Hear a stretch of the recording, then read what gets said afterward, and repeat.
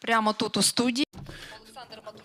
So we are to continue, and right now in our studio we have Oleksandr Motuzyanyk, the spokesperson of the Ministry of Defense of Ukraine, who will tell us about the current situation on the front lines. You're welcome, Oleksandr. Thank you.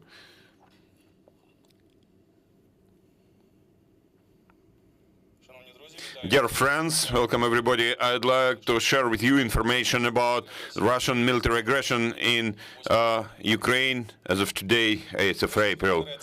The Russian Federation continues its wide-scale armed aggression against Ukraine. Currently, the main efforts of the Russian commanders have been focused on creating an assault group, offensive group in the eastern area of operations. The purpose of their offensive is taking full control over the territories of Donetsk and Luhansk Oblast. The enemy continues using rocket strikes against military and civilian facilities, civilian objects across Ukraine. In occupied territories, repressions continue against local population and attempts to create local occupational authorities. About the current operational situation, the enemy has been rearranging, regrouping their troops, trying to restore their capacity to create a group for offensive action towards in Donetsk direction. In particular, in certain areas, units have been brought which have been withdrawn from Polisia and Siversk areas of operation. The enemy continues to create and transport to Ukraine additional reserves. In order to take control of key locations in Donetsk Oblast, the enemy runs combat actions supported by artillery and aviation.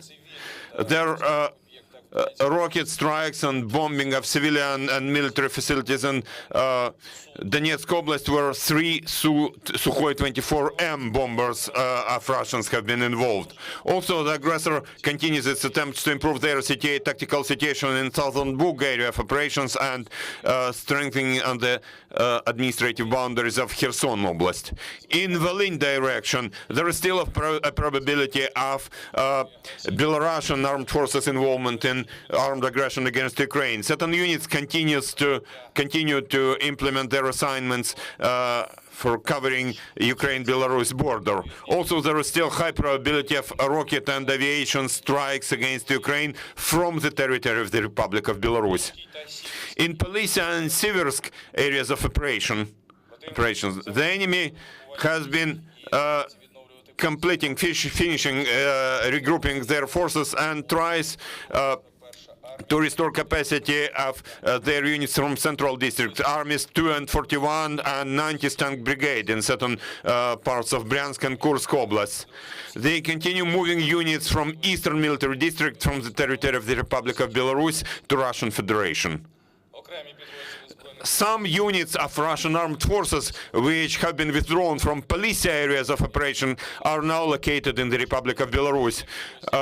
We expect that some units of Eastern Military District will be moved to Belgorod Oblast after they restore their battle capacity. At the same time, the enemy still keeps part of their forces in the Republic of Belarus for some demonstrative actions. In Slobozhanщина area, enemy's troops, particularly those from 6th and 20th armies and tank army of the Western Military District and Northern Fleet, continue, unfortunately, shelling of the city of Kharkiv. At the same time, they continue regrouping their forces to increase their strength in the Izum area. And the enemy is improving their communications to that end. In Donetsk direction, the enemy continues mass-scale shelling of positions held by Ukrainian troops, as well as towns and villages of Donbass, and assault actions continue along most of the front line. The enemy's key efforts have been focused on taking control of Rubizhne, Nizhne Popasna, and Novobakhmutivka, as well as taking full control of Mariupol and taking the line between Vuhledar and Mariinka. And to that end, the enemy has been making efforts to restore their capacity and replenish their ammo as well as fuel and lubricants.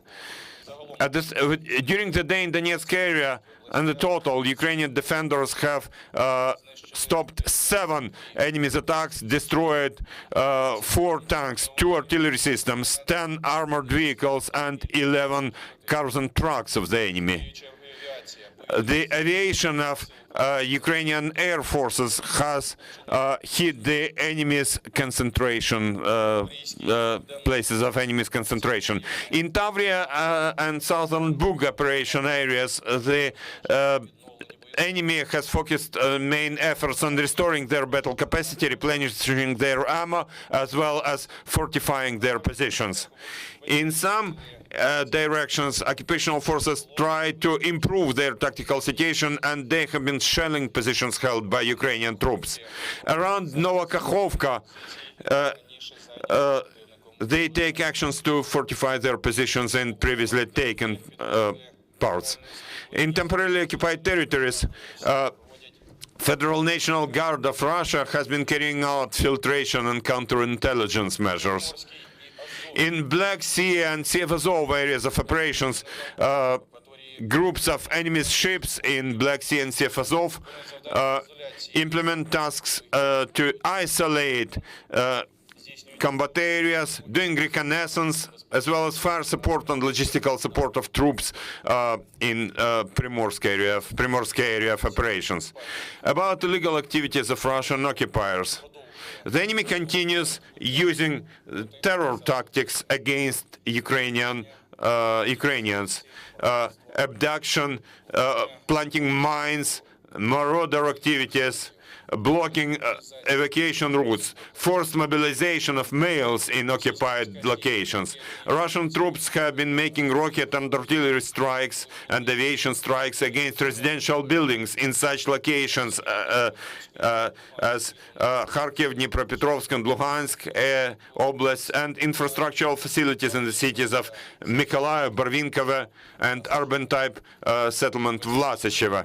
The Russian occupational regime has been actively creating so-called local authorities in temporarily occupied locations in Zaporizhia and Kherson Oblast. To that extent, Russian agencies try to force local authorities for cooperation. They prevent local civilians from evacuation, destroying railways on the routes where evacuation trains move from cities. The enemy has also been blocking supplies of humanitarian aid to those temporarily occupied locations from territories controlled by Ukrainian government. And finally, the total battle losses, combat losses of the occupiers since 24th of February to 8th of April 2022. So the approximate numbers are as follows. Personnel, about 19,000 people, 700 tanks, 1,899 armored fighting vehicles, 333 artillery systems, 108 multiple launch rocket systems, 55 air defense systems, 150 aircraft and 135 helicopters, 1,361 cars and trucks, 7 ships and boats, 76 tanks with fuel and lubricants, tactical level UAVs, 112 UAVs, 25 special vehicles, and tactical and operational mobile rocket launch systems, 4 of those. That's it. Thank you for attention. Glory to Ukraine. Glory to heroes. Thank you, Oleksandr, for this information. Dear journalists, you're welcome to monitor our announcements in our Telegram channel, in Facebook and Twitter. Right now, we have been developing our further schedule. Thank you for being with us, and many thanks to Skyfloft Hotel.